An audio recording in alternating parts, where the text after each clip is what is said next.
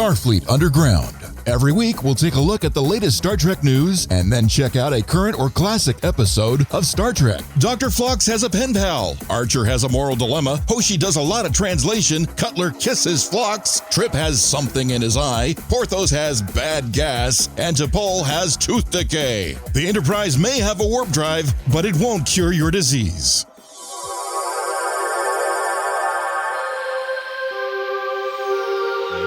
We were able to get our guest today with no transporter accident. Nice. That's pretty cool. Oh, wait, hey, the light's on. I'll talk to you later. Good afternoon, good morning, or good evening, depending upon when you're listening to us. You've reached Starfleet Underground. And of course, my name is Captain Nathan Adams. So welcome aboard our vessel. We are the podcast that's being brought to you by viewers and listeners like you. So thank you very much for being part of our Patreon world. And of course, Section 31. We have a guest today, so you're going to be introduced to him in a moment. Yes, I said him, so that's a small hint right there. So work your brain housing group to see if you can figure out who it is before I intro. We have our science officer. Hi, I'm Heather Ferris. I'm the science officer, and I am taking up the mess hall today, Captain, so no crew can eat lunch. I'm sorry about that. We are doing a Playboy Tribble Playmate photo shoot, so you guys need to stay away. The Tribbles, they're a little self-conscious about how they look and everything, so we need everyone to just stay away. Is it food themed, like Tribbles and food? We have that too, but this one is for the Playmate Tribble Play Bunny. It's not like a Tribble bunny in a bowl of Jello kind of thing. It's for the magazine. It's for I'm saying, are they themed like food, like next to a giant banana or hanging out next to a pineapple or something? I need to get you some Playmate magazines so you know what they look like. Well, anyway, they're classy, but still food themed. And this is all going on in a mess hall today? Yes, all in the mess hall, although we are covering up the replicators so you can't see the fire damage. And just so you guys know, this is not a podcast for kids. So if the Playmate Tribbles didn't tell you that, then I'm telling you that right now. Yeah, get out of here if you're children. Just don't even bother listening. Take your little pointy head asses out of the room and close the door. This is only for grown-ups. Yep. Also, that explains why I saw one of the Tribbles with the boom box, and then it hopped on the play button and it was playing old 70s porn music. So that I get it. They wanted to get in the groove. Which is a good segue, because old 70s porn music means that we're now going to introduce our computer person. Ba, ba, ba, ba. You think you're so funny, but you're not. Anyway, I'm Patrick. I'm number one. I'm the computer guy, and I'm also the foreign species liaison. Welcome aboard. And then we're not going to reach our guests yet. We're almost there. We have our engineer extraordinaire. Hi, everybody. Who's been really working out. If you're part of that patriarch tier, you'll get a chance to see him in his glory. Go ahead. Glory? Is that what they call it? Oh, my God. Hi, guys. I'm Rocky Robinson. I'm the engineer of the show and the ship. And we are now followed by Starfleet HR. Yeah, that made me nervous when I saw that come across the feed, because they promised it wasn't going to bother us anymore. The funny thing, the tight beam, but it's at Starfleet HRD, so it's not Starfleet HR, because there's actually a Starfleet HR out there too. But this was Starfleet HRD, and I don't know if it's important to notice the differentiation, the different wording of the letters. But yeah, Starfleet HR is following. So hi guys, I'm totally not offending anybody right now. We need to delete those old pictures we put on social media. We don't want them to see us partying like that. That's not the way social media works. No, especially the one where Patrick says, "You want to see my brown starfish?" We definitely don't want that one out there. No. It's pink, bitch. HR can't see those pictures. Continuing on, you've heard his voice. Let's see if you had guessed who it was. And if you did, let us know in the comments and you'll get a gold star. And we have our guest today. I am back. I am Ryan Coyle, and it is good to be back. I've been out in the Delta Quadrant, out flying around in space, but I am back. I was assimilating some different, cultures and empires, but I figured it was time to come back and visit my favorite crew. So here I am, back from the Delta Quadrant. Here he is, back again Ryan's back. Tell our Ryan's friend. back. Ryan's back. Ryan's back. Ryan's back. Is that my theme song? I didn't know I had a We theme are song. officially not a music podcast. Ryan's No, back. you might have Ryan's guessed that back. we tried to do that. First off, we gotta have on there. Does any corrections? We got any corrections there, Patrick? I did not see anything come through subspace, so we seem to have done another flawless presentation. Outstanding. Before we jump on to our next thing, I need to tell you that I was on Liberty and I've been there for about a month. And there was a Klingon that came into the bar and he would order 6 glasses of the blood wine and he'd drink it and then leave. And every day when I was there, he came in at promptly 4:00, ordered the 6 glasses of blood wine and drink it. Well, the bartender was like, "Excuse me, why do you have 6 glasses of blood wine every single day at 3:00?" And he was like, "That is because I have 5 other brothers across the galaxy. And because we miss each other and not can get together, we decided that every day at this time, we will all raise a glass of blood wine and drink together." And the bartender was like, "That's pretty cool." So I thought it was too. So the following day, he came in and he ordered only 5 glasses. And the bartender was like, "Oh, I'm so sorry." And the Klingon was like, "What?" He said, "You ordered only 5 glasses. I assume one of your brothers went to Stovacor?" And he looked at him and goes, "No, all my brothers are alive. It's just I practiced Lent and I gave up wine for Lent." But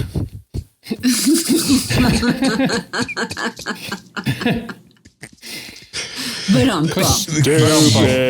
Oh, man. I think Klingons are Catholic? I never said. I guess that one was. Maybe he was one of Worf's family. I don't know. I didn't say the joke was going to be good. I just said it was a joke. Oh, man. I'm going to have to review this joke in editing, see if I can get it then. Catholic Klingons.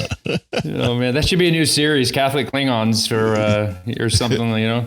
Oh, seriously. Yeah, Paramount Plus. Catholic Klingons in the Delta Quadrant. Yeah, versus... Like all trespassers will be killed and without mercy. Sign, Sisters of Mercy, that type of thing. All right, we're going to go into the news to take this thing out of that horrible joke. You have any news for us there, Heather? News? No, not so much. More of a rant. So, forewarned, this is like a rant. Jeopardy has revealed its next few guest hosts. Aaron Rodgers, Mayim Bialik. I love her, but I can't. Thank you. Mayim Bialik. From Big Bang Theory, yeah. I love her, but I can't pronounce her name.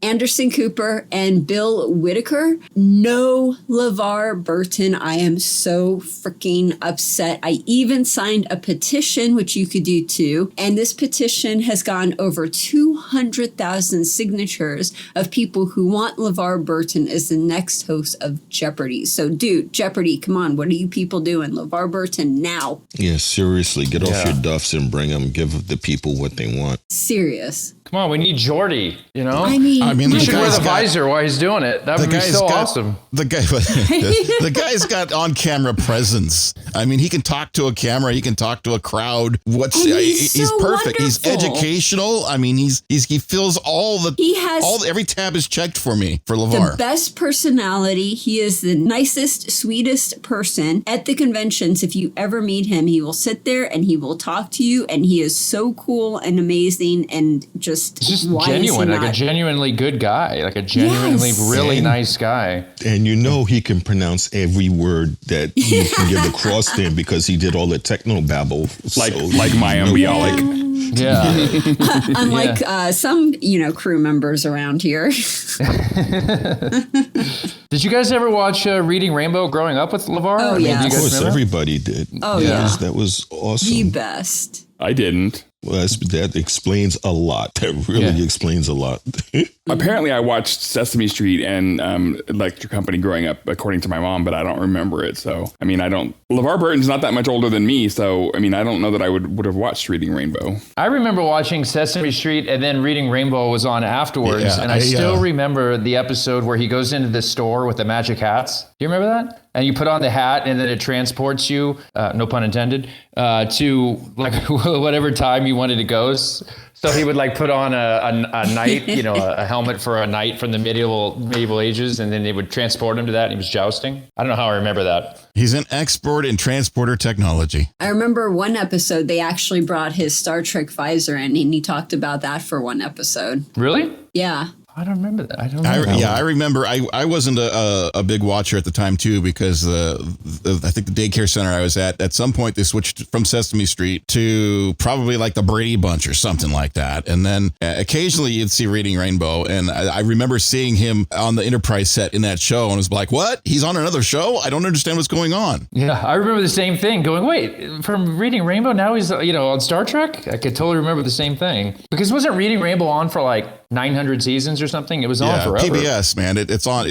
They do good for everything. So well, don't forget he was Kunta Kinte too. Yeah. That was. I don't know if that's a Jeopardy point, but yeah, he was. That was the first time he hit my radar. So because I do believe he had that role before Star Trek. Yes. Yeah, that was early in his career with Roots. Yeah. Yep. So that's what hit across my radar. Next we got here for news. What do you got for us there, Pat? Well, I got a couple things. Other than diseases. Okay. So the GLAAD Awards, if you don't know what the GLAAD Awards are, it's the Gay and Lesbian Alliance Against Defamation. They celebrate excellence in media, and this is the 32nd annual awards, and Star Trek Discovery won for Best Drama. Yeah, that's awesome. Outstanding. Excellent. They deserve it, because it was the best drama. It was amazing. They beat out 911 Lone Star, Killing Eve, P-Valley, Ratchet, Supergirl, The Umbrella Academy, Vita, The Wilds, and Winona Earp. So they had a lot of good competition, because Winona Earp has a very lesbian-centric, couple of cast members. And then, Supergirl obviously has a trans character. And then Lone Star has a gay couple. Umbrella Academy has a trans actor. So there's, they had a lot of competition, but they came out swinging and they won. Outstanding. Awesome. Cool. So I think you have other news. I know you have more news. I could tell you're just bursting with info. Go ahead. I do. The Remembering Leonard Nimoy is now available on Blu-ray, and it has a special exclusive feature clip in it. You can get that probably on... The Blu-ray is exclusively available at shoplllap.com, and it's about $14.95. The DVD version is $10.95. And then we have... the big one. Paramount Plus has set the new top secret Star Trek movie coming out summer of 2023. Dun, dun, dun. Outstanding. It's about time. There's been so many false starts on that. An actual official announcement. Not a rumor, not a story about a writer or a director, but an actual official announcement. And an actual release date of June 9th, 2023. It's surprising that they were able to keep all of this secret for so long until the official. Normally, us fans ferret out stuff in a moment. So that's pretty wild. We noticed more food in the dumpster, and it happened to be Picard's favorite meals.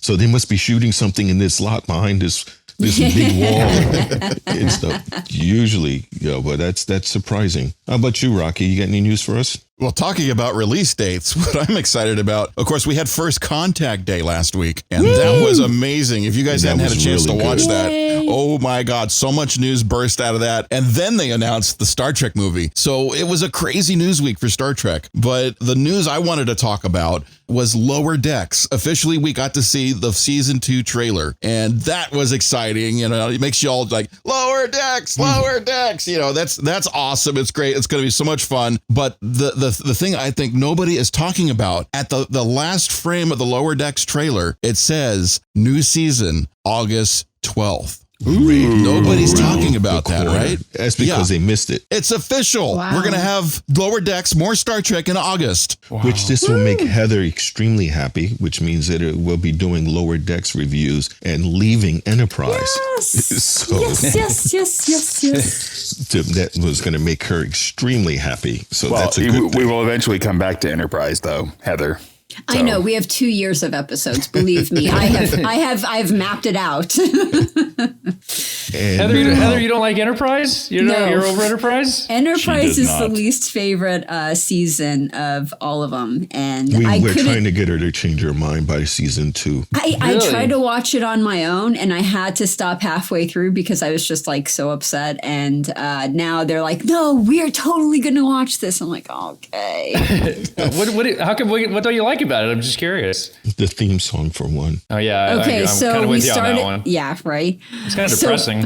I have a podcast for each episode if you want to know exactly what I like and don't like. Yeah, there you go. Yeah, there's a podcast apparently called Starfleet Underground. Well, you may have heard of it. If you're one of the few people listening, you should check it out. Is there a podcast if you're one of the 3 people who are listening, you can listen. You can hear. Yeah, I was wondering. Yeah, is there a podcast that I could listen to about all this stuff? No, not at all. But in a summary, you hate everything about it. That's basically it. No, I don't hate everything about it. I like this episode that we're going to talk about today. I just think Archer's a bit of a dick. Archer rubs her the wrong way. Yes. He rubs her in the back instead of the front. There's no pleasure when Archer does it. Gotcha. Well, I remember when I first saw Enterprise, though, I was kind of like, all right. And then I don't know, it grew on me for some reason. I really, I can see Archer being a dick though, but he's kind of a dick because he's trying to he's like the first captain out there in space. You know what I mean? He's kind of, I don't know. He's kind of that good old swashbuckling American, hey, we'll go get it done kind of deal. And that's probably what I don't like because they're like 150 something years in the future from now. And yet he's acting like, well, I mean, it was filmed like almost near the 90s, right? It still reminds me of the 90s misogynistic Texan. No offense for Texans. Yeah. Gotcha. Yeah, I got it. I'll have to listen to all the other podcasts. Just listen to you rant about it. And how about, speaking of rants, now that we've got that part out, let's go ahead. You got any news for us you bring to the ship, Ryan? Well, I don't have news, but I have a story. And speaking of, it's funny that you guys said about 3 people listening to the podcast. It's actually funny. When I got back from the Delta Quadrant, I was actually, there's an antique store that I go to, and I was it's actually in Palm Springs, and I was at this antique store, and it's, I go there because there's a lot of old comic books and stuff in there, and since I'm a big comic book nerd, I'm always leafing through they have this really kind of, valuable collection and all that. So I'm sitting there, and I'm leafing through the comic books, and then I look over, and there's this girl, and there's this lady standing there, and she's holding these Star Trek comics. So me being the blabbermouth that I am, I walk up to her, and I start talking to her, and I said, "Oh, I see that you like Star Trek," and we start talking about comics, and she's like, "Oh yeah, I'm a big Star Trek fan," and we start talking about different things, and she says basically, she goes to all the conventions and all that, and it's funny, she kind of goes on a rant, speaking of rants, about how she doesn't like Deep Space Nine and doesn't like Voyager, but she loves all the rest, and she's a Star Trek purist, yada, yada, yada, whatever. So we're talking, and we start talking about the comics and the 3 that she's holding, and I said, well, speaking of that, like I said, if you're a big Star Trek fan, because she started talking about how she loved the Rio, and whenever she goes to conventions, that's her favorite spot is the Rio, and I was like, oh yeah, we were there, and all that, and I said, speaking of that, this weekend, I'm going to be on a Star Trek podcast, and she goes, really? And I think this was Monday or Tuesday this week, and I go, so this weekend we're going to Star Trek podcast, and she says, oh really? And I said, the name of it's Starfleet Underground. And she says, wait a minute. And I think her name was Margaret or Marilyn or Maggie. It started with an M. I don't remember exactly. But she goes, really? And I said, yeah, Starfleet Underground. And I said, I'm going to be on Saturday. And she said, it's hosted by, I said, just Heather. And she goes, wait a minute. She goes, I think I've listened to that before. And she goes, do they talk about Tribbles a lot? And I go, yes, we do. Yes. And I go, yes, they do. And then that's when she goes, wait, is there a girl named Heather? And I think Rocky. And I go, yes, there is.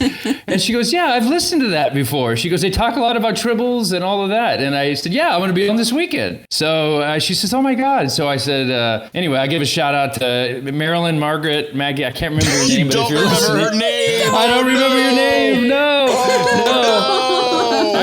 I know. We were just blabbing away. But anyway, fail. I know, but she was super sweet. But anyway, so she's out there listening. So you guys know we got another listener out there, but she loves you guys. Hi, Mary Margaret, and whatever your name is. You listen. Hi, Margot. know, it's driving me nuts. I can't remember her name. She was so nice, but it was so funny the way she said, "Yeah, don't they talk a lot about Tribbles?" And I was like, "Yes." And anyway, so yeah, she's out there right now, hopefully listening, because I told her to listen, and we discussed for like 25 minutes about why she doesn't like Voyager and Deep Space Nine, but she loves the original series and all this stuff. But anyway. Thank you for listening to us, Margaret. I mean, you have a chance. Mary, or hit us up. Oh, I'll tell you what, we're going to make you mysterious. Thank you for listening to us, Ms. M. And Ms. make M. sure you reach out to us on social media. And we are also have our premiere. You mean she's the one that's in charge of 007? She is. Yes, she is. Oh my God. So we do have one of those here. We got to talk to her about getting. Well, this is going to be a good segue. Since M is in charge of 007, which means is also in charge of Q, which brings us to my news. Q is going to be on the next version of Picard. Oh my God. If you guys have not seen the trailer, pause us. Go look at it. Jeez, it's worth it. Yeah. Chills. Gave me the chills. We may have spoiled it. You will. Your uniform will be soiled, and you will have to get a new one. The way they did it, they didn't show any actual scenes, but how they set it up, it looks normal, and like they're just going through his cabin, his desk, and as halfway through the trailer, you start picking up that things aren't looking the way it's supposed to look, and you get like the sand going up the hourglass, and talking about time and everything, and the music, and then all of a sudden you see playing cards, and you see the Queen. I'm not going to spoil the rest of it. Just go see the friggin' thing and then rejoin us. We'll wait. All right, that was long enough. All right, now that's my news. That's my most exciting news that I had. And the last part of my news is that the official Paramount convention has been announced in Chicago. So in Chicago, I believe April 10th to April 12th over in Chicago is going to be the first ever official Star Trek convention done by the people who own Star Trek. So so hold on a second. So you're telling me that Star Trek itself is never actually, it's always been done by another convention company? They've never actually run it themselves? That is correct from my understanding. Oh. So it's going to be the first time. So they've always been at like a Comic-Con or, some other kind of show. There's always somebody that sponsored it, or they were part of, like they were part of San Diego Comic-Con, and they were part of different events, but they never actually held one sponsored by the studio themselves. That's amazing. It's actually April 8th through the 10th. Thank you for that. So it's April 8th to the 10th in Chicago. You have plenty of time to save to go there because it's going to be in 2022. Are you guys going to go? Are you guys going to try to make it? Yeah, we're thinking about it. Because we have WonderCon is like the weekend before that, and we always have a table at WonderCon. So logistically, it'll be tough, but we're going to try and do it. Gotcha. I'll have to see if my broadcaster convention coincides or not. You guys need like a week vacation anyway. We're going to need to be able to do that. Either that, or we're going to see if we can get the USS Beutler on a geosynchronous orbit and just transport us back and forth. Bueller? Not Bueller. Beutler. There's a T in there. Beutler. Oh, okay. And also, for a moment, I asked for a quiet moment of silence because this would have been his birthday, Fred's birthday this week. So, happy birthday, Fred. I know you're out in the continuum and looking at us and laughing and screaming corrections at the top of your throat when we mess things up. So happy birthday. Yeah, we miss you, Fred. Very much. Okay. I do have one other little bit of possible news. I think that they're going to try and bring Wesley Crusher into Lower Decks. Wait a minute. Why you had your news turn? You're being just greedy now. You're just saying rumors. Seriously. No. It's on trekmovie.com. He said something about trying to bring Wesley into the storyline for Lower Decks, but it's not 100% yet. Well, it was funny because they made him on the spot. The producer of the show, they made him on the spot in one of the interviews say what would Wesley be doing right now? How would he do a Lower Decks treatment of Wesley? And he had to do it on the spot, and it was kind of funny. It was great what he came up with. Yeah, so that would be cool if we got Wesley back on Lower Decks. That'd be fun. We'd have to get him back. That'd be definitely interesting. We'd have to get him back from that guy who took him. The the Traveler. The Traveler, yes. Okay, we're going to continue on because we've ate up a lot of time here, and we still have Heather's favorite part, which is to go for the Enterprise show. So thank you, everybody, for all the news items. And now, Heather, it's your turn. Aye, Captain. So this week's episode is Star Trek Enterprise Season 1, Episode 13, Dear Doctor. It first aired January 23rd, 2002. Teaser, a day in the life of Dr. Phlox. Good morning, world. The Doctor wakes up as he does every day with a smile on his face and a mealworm ready in hand. It's feeding time. His pets are hungry, and so is Phlox, so he steals some of his critters' snacks. That was so funny. That was a great gag. I loved all of the stuff in this teaser. They had all these practical elements. It was so cool. And he's saying, good morning, guys. He's saying hi to the animal. He's talking to his pets. Yeah, I'm going to feed you too. Hang on a second.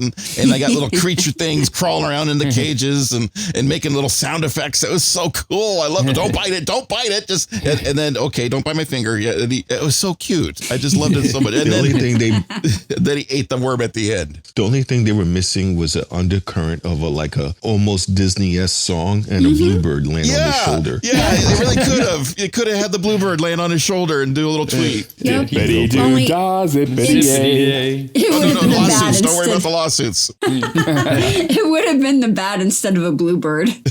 Yeah, that's true. It would have been a bat that gave some horrible screech noise. Yeah, that's awesome. You know, that would have been, look, it's Theodore. Yeah, that would have been wild. And he talks to his bat like Archer talks to his dogs. So I know, he loves it's them. great. I just love it. Yeah. It was a nice, I think, easy way for them to showcase his personality. Yeah. And this was like the first really Phlox-centric kind of episode. I mean, he's always this is a was good around. one. Yeah, but he was like Yeah, the it center was. of this episode for sure, where he was obviously almost the prime character. Yeah, I'm glad they did that. I liked this episode. I thought this episode was pretty good. Minus Wait, Archer. say that again? Say that again? Minus You Archer. what? Like, if you take Archer out of it, before this that. episode was perfect. Wait, you Heather liked actually liked Wait, you a liked Star it? Trek episode? Like I said, if you take Archer out of it, I like this. There's a my reason. God. This is a perfect example of a good Star Trek episode because of all of the thinking and thoughts involved in the whole what's going on. and the message. The message. And the message and Yeah. everything. It's really great. Yeah. I'm worried about Heather. Yeah, Everybody it watch actually her gave to me a see lot she of starts feels. singing and Well, all. yeah, if she starts saying something good about the song, start to worry about her. Yeah. It must have Yeah. been those worms I ate. I ate some like pretty funky tasting worms. So Are we gonna have to deworm you now? I think we can make that a Patreon. Yeah. Patreon I'm not sticking the medicine up her butt. Sorry, guys. Oh no, you were not coming anywhere near me with a needle. Are you kidding me? Who wants to help deworm Heather? Oh, Stay God. away from me or I'll start cooking. I'll send a dot to do it. Yikes. Are you guys singing the right words to the song? I had the captions finally turned on and I watched as the song went by. It had the lyrics on the screen and I'm like, oh, I got the wrong word in the verse there. I was like, oh no. I just rapidly try to get there as fast as possible to skip intro. Skip. Anyway. Okay, we can, I guess, unless somebody have anything else to say about this beginning teaser, we could jump to the next section. It looks like no one does. Okay, Heather. Okay, so moving on. Act 1, Pen Pal Letters. Hoshi gives Phlox his newest pen pal letter from a human on Phlox's home planet who is a part of the same interspecies medical exchange program Phlox is. Apparently, someone is tripping balls because it's his first time experiencing the mating season. Phlox responds with what is going on in his life as well. Nasty dog farts from way too much cheese, thanks Captain, an epic date bomb that left everyone socially awkward, and we finally see Phlox in action with two aliens who are found and taken to sickbay. The aliens are dying and ask for a cure. Archer happily volunteers Phlox for the job. Again, thanks Captain.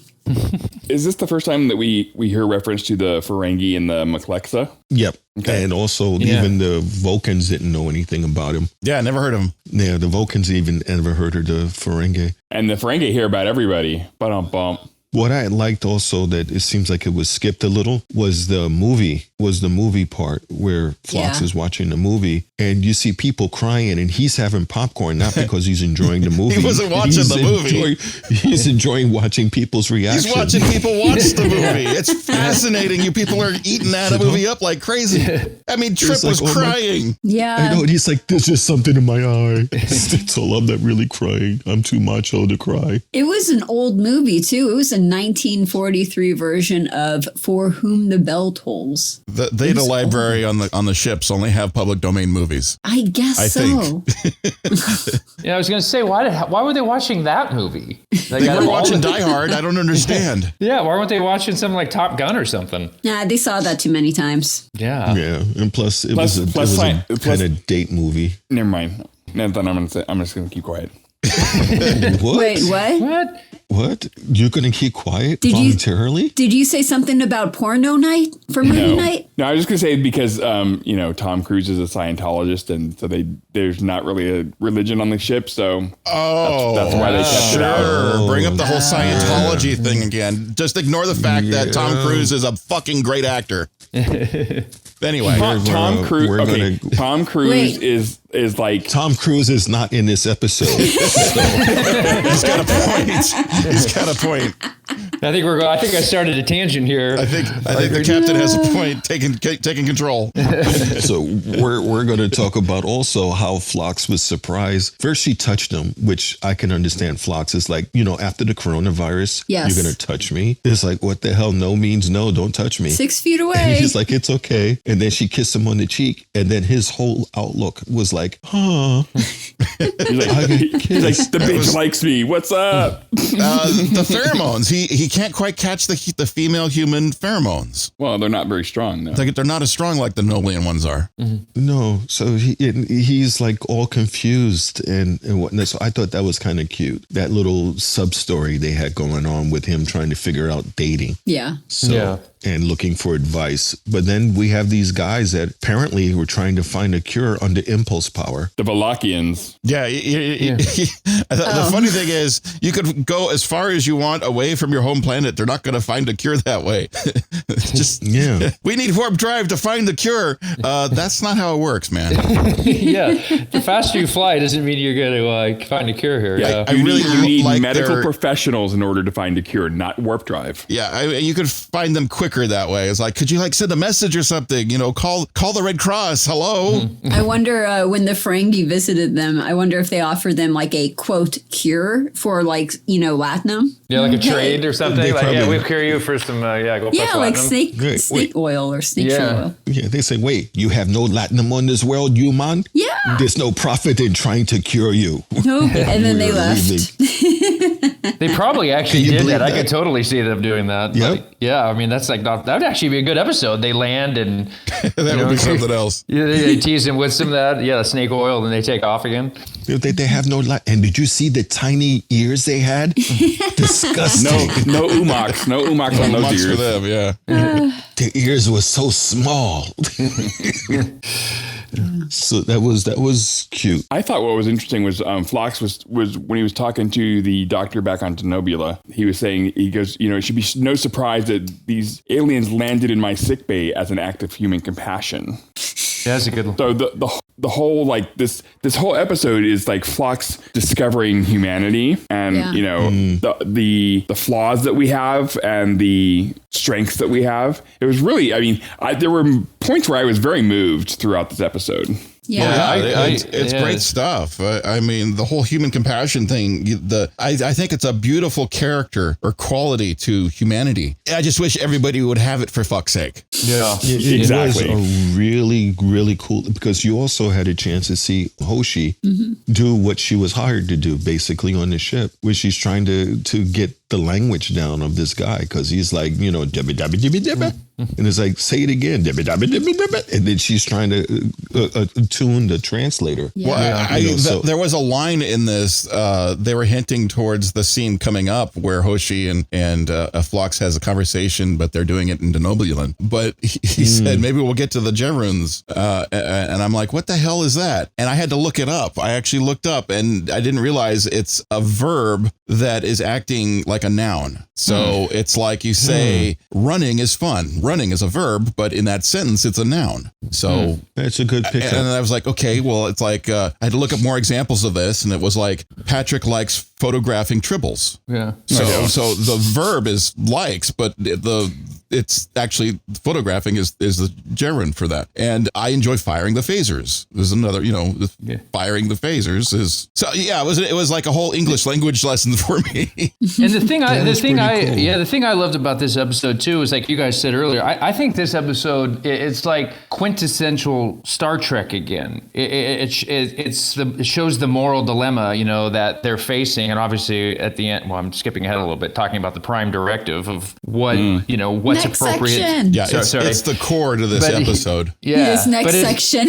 I just gave it. Yeah, we'll jump ahead to the next section, then I'll keep going. But I think this again, like you guys were saying about Phlox discovering more about humanity or the dichotomy of like the human condition, our compassion. There's this yin and the yang of obviously human behavior of how horrible we can be, how good we can be. All this stuff that we are as human beings, and he's kind of like figuring it out throughout this whole episode or seeing it. But I think again, this episode really. I was explaining it to somebody actually. I was talking about it about coming on the show, and I said this episode we're discussing is like it kind of just embodies Star Trek. You know what I mean? This is it, in my opinion. Well, and it also, I'll go ahead, Heather. Oh, I was just going to say real quick, this is very similar to the structure of Star Trek: The Next Generation episode, Data's Day, in which the character provides like a narration in the form of like, talking to a colleague. So, well, sometimes it does help to talk to other people to help figure it all out, Well, just like when he was sitting there with Hoshi after they're going with their language, and she's basically trying to get all the tea from him on the date, and he's like, That's the next section. Next section. That's the next section. Yeah. We should get on to it. Then. No, wait. Yeah, let's wait. Go ahead. Phlox is a vet. Like, he's not just a doctor. He's a vet who takes care of dogs too. Well, that's true. Yeah, doesn't he have like 50? He has like 30 degrees, doesn't he? Or like 15 different degrees. You can work on aliens for fuck's sake. You can work on a dog. Yeah. And he has all the pets and everything. He probably, does their medical stuff, but he's like a vet and a doctor. Yeah. Well, he also notes the compassion that we have for our little four-legged friends, and how interesting,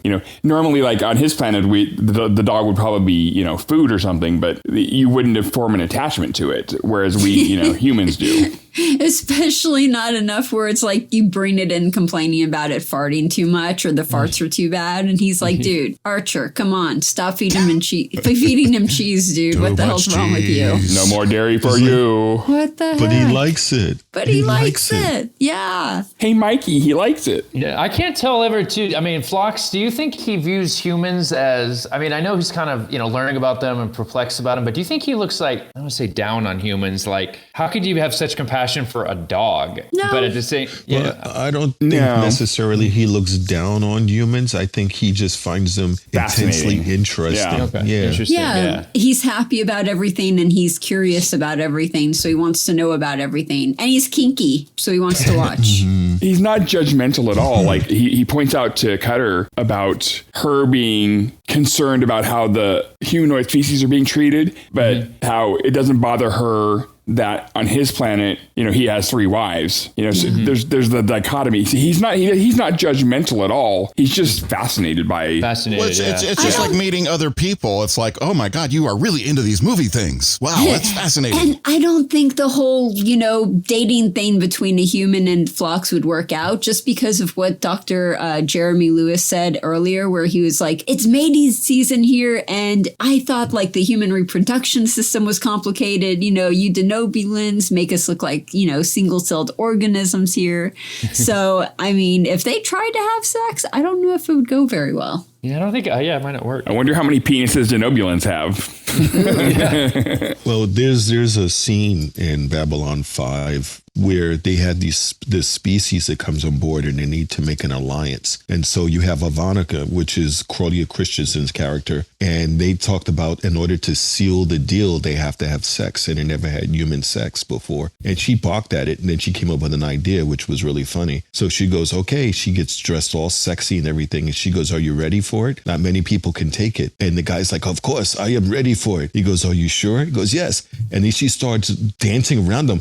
We're having sex. sex. La. No. You came too quick. You just this, that. You did that. And she goes, is it good for you? And the guy's all confused. He goes, why, yes. She goes, oh, you're so good at this. Call me now or call me later. I don't care. All this thing. And she goes, right, goes, oh my God, you're so good at it. He goes, thank you. I was. And he walks out of the room, totally convinced that he had sex. Oh my God. Well, that's because men are stupid when it comes to sex. But again, is if you don't know the species, like I said, she doesn't know what Denobulan consider sex. It could be something totally off the wall. Totally different. Yeah. Yeah, like ear rubs. Yeah. Right. Or holding hands and go, was that good for you? That's third base. Look out. It might be like sharing a worm or something. Remember in Demolition Man when Sandra Bullock had sex with, with the head thing. Yeah, with Sylvester Stallone. Yeah, they put the head thing on, and he goes, "What the hell is this?" And didn't Trip get pregnant by putting his hands in a bowl? Yeah. And he didn't know what that was. No. So that was interesting. Yeah, and doesn't Phlox say that he has to hibernate? That they hibernate for 6 days, Denobulans? Yeah, once a a year. Something like that? year. Maybe that's just after they have sex. He's just really tired. He sleeps for 6 days. Well, I mean, if it's that, complicated that it makes us look like single-celled organisms. That's very athletic. Or if it's that good that it makes you sleep for 6 days. It's like, wait a minute. That's a hell of a banging. It's like, wait, you have penises in your toes as well as your main organ and your hand? Yeah, we join at multiple levels. Oh my. Yeah, because you wonder, it's got it, because this is Phlox saying another episode too about his toenails growing really fast or fingernails growing really fast. If I remember, every 3 days he's got to cut them or 6 days, and I wonder how that would work. I don't know. I'm going off on a tangent. It's interesting. Okay, let's next section. Yeah, next section, please. Next section. Okay, moving on. Act 2, Genetically Fucked. Phlox continues his pen pal letter describing his circumstances. Enterprise arrived at the Valakian homeworld and found a similar but not as advanced race, the Menk, who are immune from this illness. Phlox discovers the illness is actually a genetic mutation that started generations ago and should be extinct. The people should be extinct within 2 centuries. Because Archer made him responsible for over 50 million lives, the stress and anxiety is seriously cramping his love life with Cutler. So he seeks out relationship advice from Hoshi and T'Pol. Hoshi was great. I love them talking in Denobulan. Yeah. Yes. The eggplant is a nostril? What? Eggplant is a nostril. And they make a cute washboard. The washboard was so funny. I really like that. I like them showing her trying to brush up her skills and work on it. And I really like that they did that. Yeah, it reminded me because Hoshi doesn't get a whole lot of, airtime. So it reminded me of that. Was it Better Off Dead, the movie where they talked about French being the international language of love and how he had the word was supposed to be tentacles all over her and she got the word wrong and said testicles. And oops. Hey, there ain't nothing wrong with testicles all over you. Okay. But so the language, learning language it fascinates me because I don't know it all, Yeah, totally. Well, I like Phlox again, makes another observation that he's struck by our species' desire to help others. So again, he's going back to the strengths and the weaknesses of the humankind, and it's a thread throughout the episode. Yeah, it's continuous. It's almost the whole episode is almost just a reflection on the human condition, kind of looking at ourselves through Phlox's eyes, And again, and like you guys said, it's definitely a non-judgmental way he does it. It is sort of judgmental because Phlox did say, and here's a quote from Phlox, on the surface, the mink appear to be a primitive species, unsophisticated, even by human standards. No offense. Damn, that was a burn. Yeah, you're right. That was a burn. I'll take it, though. I'm not that sophisticated. But he does later retract that because, he made that assumption without further investigation. So he does retract it later. Yeah, that's the one thing which when we get to that part, I'd like to bring up. So I thought it was pretty cool. However, the 2 things that I noticed on this, I discovered during this episode that T'Pol doesn't swing her arms when she walks. You know what's funny? I kind of noticed that too. You were looking at her arms? When she kept walking, it's like, oh my God, she never moves her arms. Yeah. She's like a stiff board. Yeah, like a robot. Yeah. And she always looks like she smelled something bad. She walks in and she's like, did somebody on the bridge crew fart? And Phlox thinks that it's a good idea to talk about sexual relationships with the Vulcan. That's the one that got me. Seriously. And he's was doing dental work too. hilarious. Phlox is so skilled, he's also doing dental work. But of course, just like every good dentist, they're trying to have a conversation while they have their whole fucking fist in your mouth. While he's in her mouth, he's asking her about sex advice. Yeah, exactly. And what does he think? Like that T'Pol is a Vulcan version of Dr. Ruth? Do you remember Dr. Ruth? I do remember Dr. Can Ruth. you imagine a Vulcan version of Dr. Ruth? No, There's the beef. that's probably another podcast. That's going to be T'Pol when she's grown up. I can see that. So what you do is you wait until the pond fart. It takes 7 years, but it's worth it. Then you stick it in, and you stick it in, and you wait, and you stick it in again. Oh my. This is a good custom you should use during the pond fart. It's called the swirly. What was he? Wasn't there an episode where T'Pol, wasn't she in heat? Like if I remember later on, or she had that whole mating episode? Oh dear. Yep, that's later on. Oh, Yeah, I it's can't much wait for later. that one. Oh yeah, Yeah. that's a good I one. wonder if she moved her arms in that one.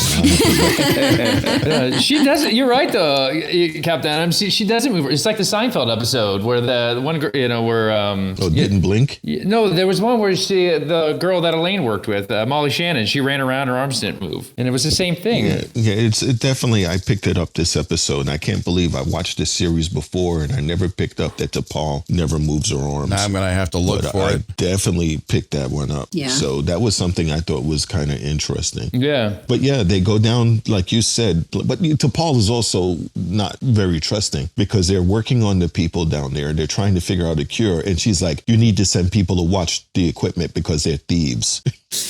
Well, yeah. Well, she didn't outright call them thieves.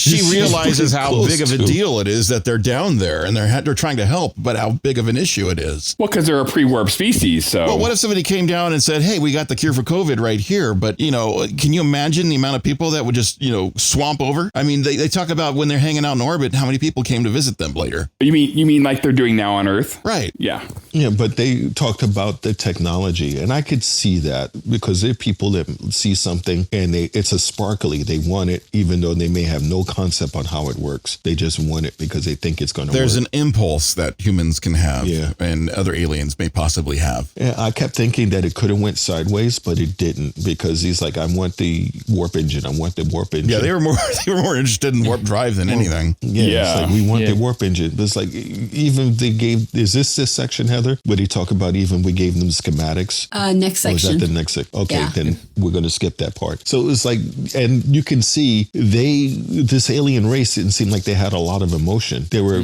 pretty straight-laced. Well, the other Yeah. secret to it is they've got a second species on the planet that they don't even talk the same language. Which Cutler thinks is being exploited by the Valakians, and so does Hoshi. That's the next section, right? Okay. Right. But in this section, Archer says that what they have, the disease that they have, he says it's a full-blown epidemic. Okay, it sort of makes me a little upset when people don't use these words correctly. So it's a pandemic, not an epidemic. A pandemic is worldwide. An epidemic is kept to one or two specific locations.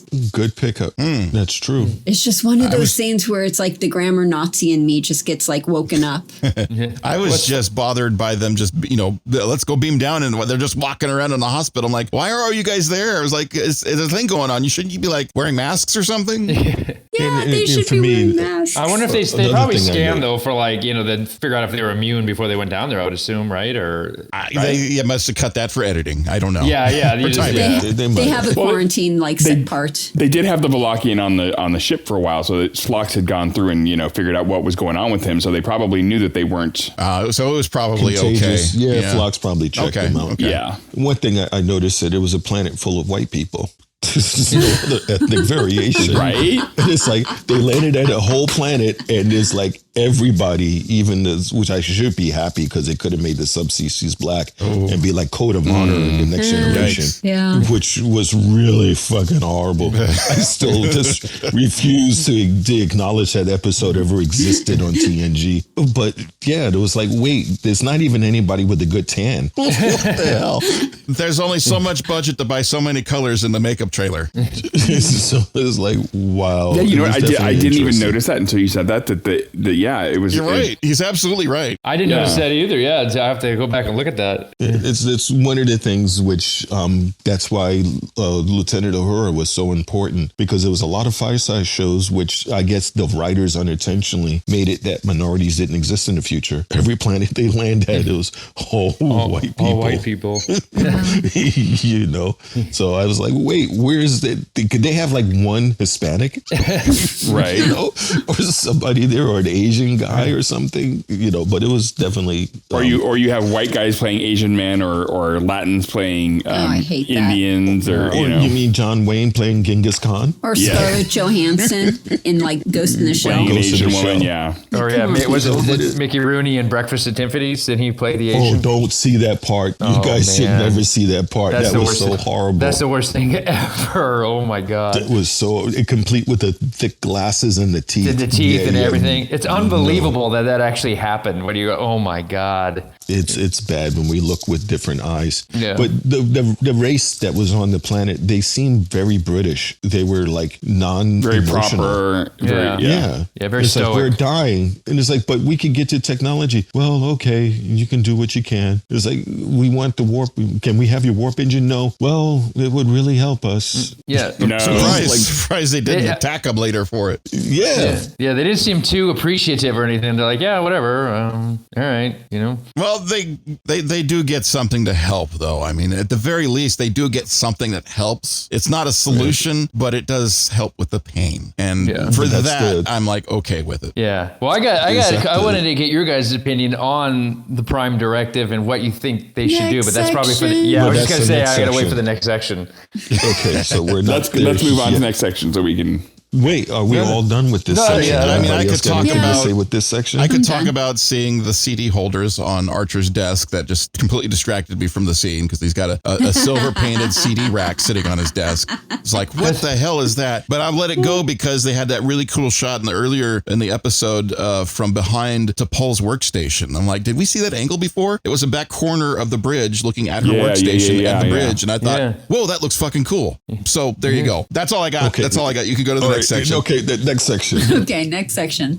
Act 3, Polyamorous Surprise. After observing the Minks and the Valakians' daily lives, the away team find that they live in harmony and that the Mink are way more advanced than they originally thought. Since Enterprise doesn't have a cure for the Valakians and they want their warp technology instead, Archer decides to decline since the consequences is pretty much a 100-year partnership with an annoyingly inferior species, a lesson that the Vulcans had to learn the hard way. Meanwhile, now that Phlox and Cutler have some alone time, Phlox wants to get to the bottom of this. Where does Cutler stand romantically? She admits that they are in the getting to know you better phase, and that's when Phlox spills the beans about his other 3 wives. She has learned enough and wants to be friends without benefits. Well, she doesn't say without benefits. No, She I just think says, she was looking for benefits. No. So I went to Memory Alpha and they never did anything with their relationship after that. So it was Well, that's without because benefits. they didn't invite her back, unfortunately. 'cause They I did. I think she was looking came for back. something. She came back a couple times. She does come back, I think, a third time. Yeah, we'll see what happens. 2 more times, I think. Yeah, but Oh, she wasn't saying that she didn't want to be friends with benefits. She's just saying, like, you know, we're in the early stages here, and yes, I do like you, so let's just see where this goes. Yeah, you but know? it doesn't go anywhere because of the magic of Memory Alpha. Yeah, but we don't know that as an audience. It's the line she says, let's just see where it goes. And I'm like, Yeah. we want to know where it goes. Yeah. They probably could have happened, but they didn't mention it because it could have been their first night where she decided to do something. And she's like, you need to stick what, where? We're done. We're done. Sorry. Well, that's after he said Not gonna happen. he has 3 wives, right? He told her, I have three wives, and she's still interested. Yeah. Right? Yeah. Well, Like- because she wants to be friendly. She doesn't want to be wife number 4, but she wants to be friendly. Well, it shows. She wants to get some of that Denobulan dick. Yeah, he's got some game. Can you imagine if you went up to somebody or like dating some girl and you said, yeah, by the way, I'm married with 3 wives, and she's like, oh, I don't care. I'm still interested. God, he's got game. He is a very interesting guy.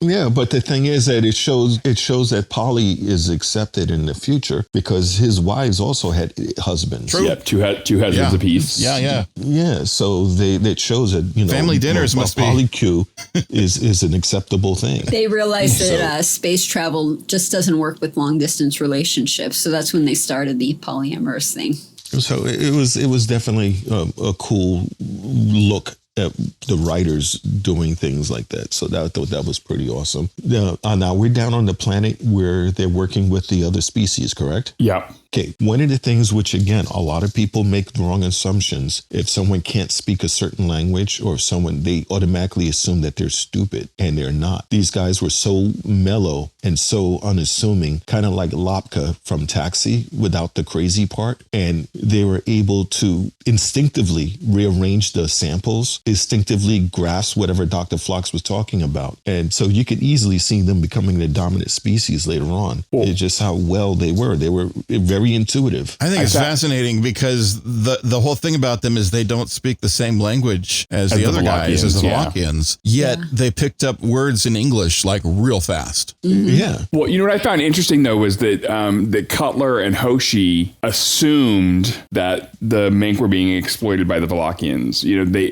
that's just because they were subservient to the Valakians that they assumed that was bad. It's a very interesting arrangement. It's like the 3 wives, 2 husbands arrangement. It's very interesting because we're not used to this. We are not used to seeing people with another people that are acting subservient like that and not speaking the same language. We don't understand this. What is going on? 400 years ago, we were. Yeah, but it's interesting to me. It's an interesting question that being subservient, does that necessarily mean if they're not being treated poorly or if it's of their own free will, does that mean it's wrong? Right. I mean, and the whole point that Phlox is getting across that's fascinating is these people are getting along with each other. One's not trying to kill the other one off. This is a coexistence, and that's unusual. Yeah. Yeah, we only really see aggression when Archer said no to the warp drive technology, and they're like, "Oh, bitch,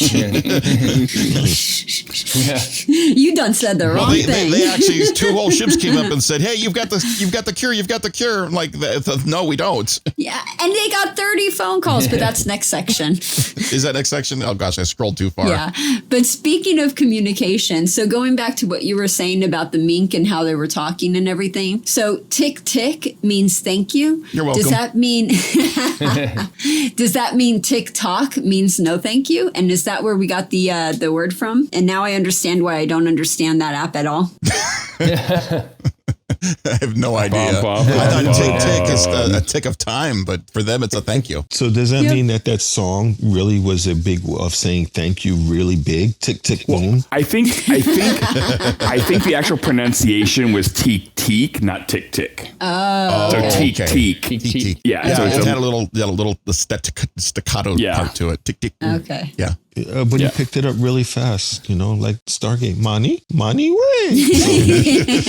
So that was pretty cool. It was to see he says like it almost like these guys keep these as pets. Mm-hmm. Because and that was kind of an interesting thing too, because we talked about how weird it is that humans like the pets that they like in the way they like them, but these guys like their people the way they like them. Like plus we see the beginning of the episode start with pets, with Phlox and his pets and Archer with his dog and everything. So that's sort of interesting. It's just a little foreshadowing. It's just funny how we make assumptions about, someone else without knowing anything about, their culture, but we base our assumptions on ours and what's our right experience for and our everything. experience. Yeah. It's that unconscious bias. Well, they had that sort of thing in one of the earlier episodes where they visited that planet, that when they visited the planet the first time, and T'Pol's like, hey, don't don't stick your nose into business you shouldn't be sticking your nose into, because you may not realize what's going on around here. When they had the kid that was breathing. The kid breathing, the kid breathing thing. And a good example, too, is, Archer and his feelings about, the Vulcans and everything. And then here, they're saying, like, you're going to have to do exactly what the Vulcans did, and you're going to have to stay for the next, 100 years. And, Yeah. Well, back to what Patrick was saying about how it's interesting how we project our own, I guess, stereotypes, or it's like a classic case of psychological projection. If we project our own biases or our own, unconscious bias, yeah. But they're doing it on a species or cultural level, that we project that on another culture because we wouldn't do it that way, or we're not structured that way. But in reality, it doesn't make it wrong just because they're doing it different. Right. But this episode also allowed Archer to see something from a different point of view, which got him to understand the Vulcans a little bit better. That was a big one when he said that. That was huge. That was a huge revelation. It was.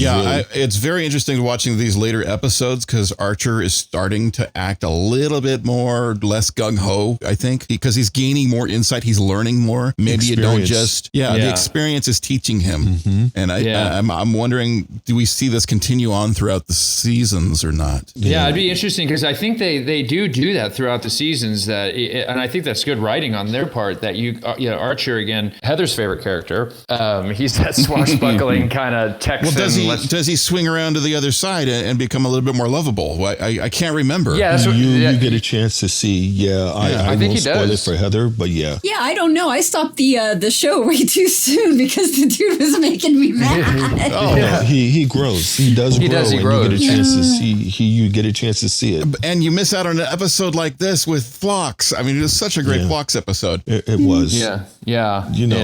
Phlox is my favorite character, to be honest, on Enterprise. I always liked him from the beginning, and I just, for everything that we've talked about, he's insightful, he's smart, he's brilliant, but yet at the same time, he's helpful, but he's wants to learn, and he knows he doesn't know it all, and he's curious. He's one of the only characters that is completely and fully flushed out immediately. Like, you know who Phlox is the first time you see him on screen, he's not one of those characters where you have to, the actor has to build up to it and figure it out. He just knows who he is. But he still has these little secrets that, for example, the multiple wives and husbands involved in his family. It was like, whoa, that came out of nowhere. Yeah, that came out of nowhere. Yeah. But Phlox is like the type. And it doesn't change his character at all. No, you don't think anything differently of him. It's not like, he's a dirtbag, he's got 3 wives. It's like, okay. Oh, that's Phlox. Yeah, that's Phlox. And he's like the type of guy, though, I would, if you wanted to just BS and go talk about life, you'd go to Phlox, and you could sit there and have a drink and talk to him about it with no judgment at all. Play with his bat. Play with his bat. He makes you comfortable. And what I like about when something is the gravity of a situation, he doesn't take it lightly. He's really reflected. Is this side where he discovers what's going on? Is that the last section, Heather? Next section, yeah. Next section. I think we should go wrap it up. I think we're getting to it. Yeah. So let's go to the next section. Okay, sounds good. Moving on. Act 4. Shit out of luck. Archer is internally debating as to whether they should give the Valakians the cure or not, and after sleeping on it, Archer creates the skeleton of the Prime Directive and how it is not their duty to play God. Enterprise will give the Valakians medicine to ease their suffering, but that's it. No cure and no warp technology. This episode wraps up as Phlox asks Cutler if she wants to go grab some grub in the mess hall. Then he feeds his critters, wishes them a good night, and finishes writing his pen pal letter. After the end of a long day, Phlox mentally replies back, but he forgets to actually hit the send button. This last part, I thought, was a cue on what an effective leader that Archer is and becoming. Because as a leader, you get all of the pertinent information. The ultimate decision winds up with you, but you have to weigh it and you have to decide it's good, and you have to be willing to get off of your position of what you want to do if someone gives you a good argument. And Phlox's argument was really solid. Compelling, what happened? Yeah, compelling. Yeah, it's like, what happened if they came to your Earth Earth and gave a cure to the Neanderthals, he wouldn't be here now. And so, and the fact that he was willing to listen. A lot of people, when they state a fact, they want to die on that hill. They don't want to listen to any other objections. They don't want to listen to any other facts. They're like, this is what I believe, and fuck you if you tell me anything else. I'm not going to listen. That was the ethical quandary of this whole episode. Yeah, coming down to, do we help them, and do we let the one species die because that would have been the natural evolution of the planet had we not showed up anyway, or do we play God and jack this up for the developing species? So it's do they interfere or do they not? So because they don't have the prime directive yet, he doesn't know what to do. This is a very big question. It goes to the soul of Star Trek. It's like, exactly, we can help, but are we helping? It's and how do you define helping? Yeah, exactly. And I like that the way this episode ended, it actually kind of gave me a slightly bitter taste in the mouth, because it doesn't feel like we had the right solution, but maybe there wasn't a right solution. Right, because that's not how life works. Life realistically is not perfect and ends wonderfully every single time. Yeah, and did they come to the right solution? Just like Nathan eating beans, man. Was it right to hold the what? Eating beans? What did you say? That's not the right solution. What solution are you trying to solve with that? He's trying to solve the cheese problem with the dog. No, don't use the beans. Oh my God. That's not the right solution. Definitely.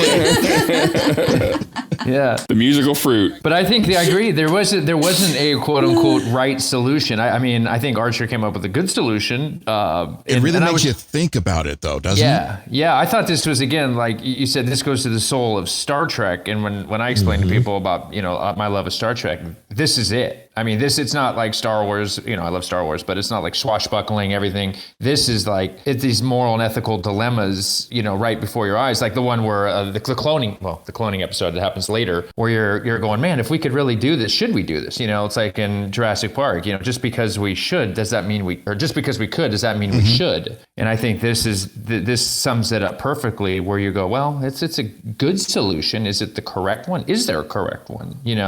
Which made me think about the Prime Directive in further detail down the road. That I was trying to think if there was any episodes off the top of my head where they actually, when the Prime Directive exists and they violate it anyway. I know they do in the Abrams movie that one time, but are there any like TNG episodes where they know the Prime Directive and they still violate it for the greater good? There's episodes on so. that. Yeah, there's like the TOS episode and a couple of others that they've done where they actually had violated it, especially in TNG and Nemesis. Nemesis, Insurrection, which they turned around and got involved and wanted to move a whole species off the planet. Yeah, and the spider webs that caused. But it was a really good episode, including like towards the end, because it started.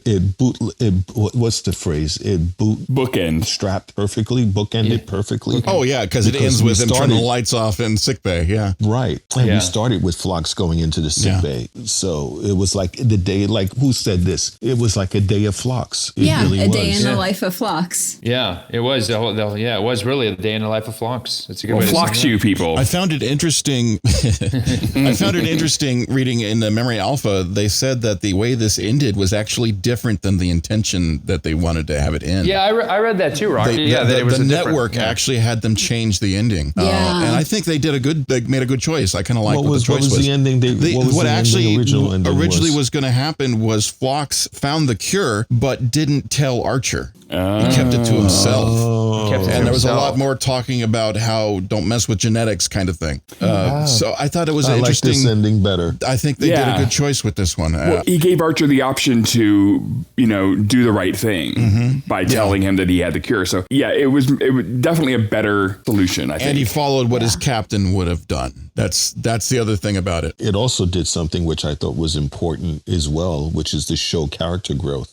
Because before Archer may not have done it, because Archer before was like, I'm going to do the right thing, be damned everything else. But now he's growing and seeing that you can't always do the right thing all the time. Yeah, because it may be right for you, but not right for whoever you think is right for. Right. Yeah. And he was doing that gun-ho stance at the very beginning of this episode. And then I like how how, it took him a while to change it. And it wasn't like previous episodes where they just changed their mind in a snap and then the episode's done and we're all like all happy and good and everything. It was like, no, he was against it, and he actually, had a talk with Phlox and then thought about it. And even though he was still against it, he agreed that, they shouldn't play God technically. Yeah. So I like that. And it wasn't a clean, easy solution. And they did leave with negative feelings. It wasn't like everything's wonderful and happy. And, we solved this in 10 minutes type of a thing. Yeah. Yeah. It was a realistic end to a scenario because real life, not everything always ends. Oh, everything hunky dory. And, you leave it. It's always a kind of a gray area of what works. And I do think this was really the first time you really see Archer really kind of grow as a character and really change a little bit and be receptive to, like I said, others, and changing his mind and going, okay, wait a minute, there's more to this than what I've always thought, just gung-ho and charge in there, And with the aliens on the planet, it's like, well, here, this is going to deaden your pain. You didn't cure it? No. You're going to give us a warp engine? No. Well, okay. Thank you for helping, though. Yeah. I just still going to get all ticked happy. Off. I mean, they weren't going to take over the ship. It was. Well, that would have been a whole nother cool episode. That would have been a great two-parter. Next week they take over our ship. Oh my God! No, that's it. It's not the best ending for them, but it's the ending they get. And just like real life, sometimes just saying no is hard. Like you want to help people, you want to do something, and sometimes it's better to say no for either you or the people around you, or whatever the case or scenario might be. And sometimes just saying no is hard. Well, just saying no is interesting, but just saying no when you really have the actual answer to the problems, like we could say yes, but we're going to say no. It blows my mind. Yeah, it's kind of like for your own good, we're going to say no. You don't know that, but we're saying no for your own good. You don't know that yet. But it's and I was going to ask you guys, when the Prime Directive comes into effect eventually, they define it by who has warp capable, technology essentially. And that's kind of the arbiter or the line. If you're past that, you're advanced, and if you're pre-warp, you're not advanced. Is there any episode where they determine like why is that the defining factor? And are there any species they encounter, I'm trying to think, where they're actually more advanced but they don't actually have warp capabilities? You know what I mean? Like where they would run into another dilemma where they don't have warp capabilities, but they're more advanced in all these other ways. The only thing I can think of that fits that criteria would be the Q on the Guardians of Forever. So I was thinking just the Q. Good point. Or the like the original series, the Organians. Was it the Organians? Yeah, the Organians. They came in and they had the Klingons and the humans up against each other, and they're fighting. Like, hold on, you guys aren't ready for this. I don't know if they had warp drive or not, but you guys aren't ready for this. Yeah, the Kosians. Kosians too. Yeah. It's an interesting thing, and I think the parallel to this in today's society is whether or not you have nukes. Like, do you have nuclear power, and can you handle it? Or it's kind of a weird, strange thing, because the people are trying to get it and figure it out, and the people that have it are like, no, we don't want you to have it. Yeah, exactly. Yeah, we're not doing the Prime Directive on because Earth. It can be used as a horrible weapon. Yeah, it's a horrible. Or they could just dump the toxic stuff into the river, which I read about in communications recently, about how one company just docked all this toxic stuff in the drinking water. Yeah, it's horrible. So you got to be careful with your technologies, and you got to use them correctly, and you got to be aware of what they're doing to the environment. And again, I think that's another example, the Prime Directive, of us projecting our own thoughts, or basically our own technology, as the arbiter of what is advanced versus not advanced, because there's probably a gazillion alien species out there who don't even use warp technology, who are way more advanced. At the same time, it's not how advanced you are as your technology is, how advanced you are as a species, because at the same time, you can look at different people and they're just ordinary. They're not lesser just because they don't have a technology. You got to remember that. Yeah. Because I'm thinking of like in Discovery or whatever, the sphere, and I know in TNG they encountered species that were like floating in space or whatever. I don't remember exactly the episode, but it was an advanced species, but they didn't use warp technology. You know what I mean? So anyway, I just thought it was interesting again that projecting humans, human beings or humanity's own capabilities is kind of the arbiter of what's, like you said, advanced as a species or a culture. But I'm getting deep there. We're beginning to get long on the show. We're beginning to get on the end here. So we all agreed that this was a really good episode, so much so that even Heather 3 thumbs up. liked it. 4 thumbs up. 4 thumbs up. It's great. She really kind of liked it. So I have a question. Patrick? Yes? What's on the next one? Well, next week we are covering Season 1, Episode 14, Sleeping Dogs, where the Enterprise tries to rescue a Klingon ship from sinking into a Class 9 gas giant. Ooh. Oh, dear. That's going to be interesting. So they're going to try and rescue the Klingon ship from sinking into your butt, Nathan. No, I don't have a glass cloud. That's yours. That is yours. Well, with that, I'm going to go ahead and look at the computer console to see if I can cycle the air out of Patrick's cabin as well as lock the doors. So thank you, everyone, for joining us here for another wonderful episode of Starfleet Underground. Please check our show links because you get a chance to see Ryan's podcast stuff that he has as well. It'll be included in the show notes. Don't forget to look for us on StarfleetUnderground.com where all of that goodness is available. Thank you for all of our Patreon members, and we look forward to getting more. Thank you, Ms. M. We look forward to getting finding out what the hell your name actually is. Marilyn Margaret Maggie. So maybe it's all 3. So maybe she's Marilyn Margaret Maggie. And so that's why the names blended together. But thank you all for listening to us. Make sure that you stay safe out there and just don't have a great week, but make it so. And if you can, support the show by going to patreon.com/Starfleet Underground. Lots of perks to choose from, and you might even like some of them. Starfleet Underground, beaming into a podcast feed near you. Log on to our website at starfleetunderground.com and send your comments and questions to thecollective@starfleetunderground.com. Follow us on Twitter at StarfleetUnderG and on Facebook and Instagram, we're Starfleet Underground.